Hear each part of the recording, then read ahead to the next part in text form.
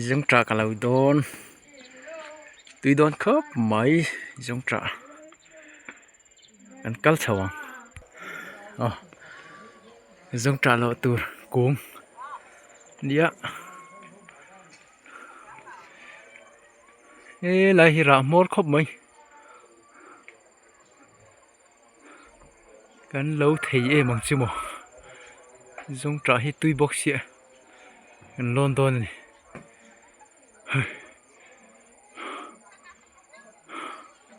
hạ thác về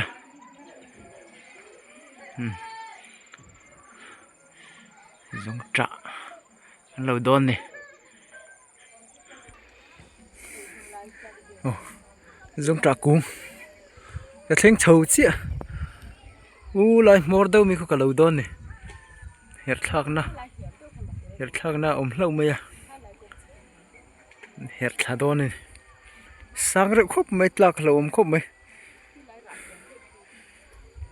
nuôi lắm bằng sang khóc mấy ít bẹt khu gần hết thác đôn này gần lâu ta giống trà lâu dầu chia bor thum cả đâu ạ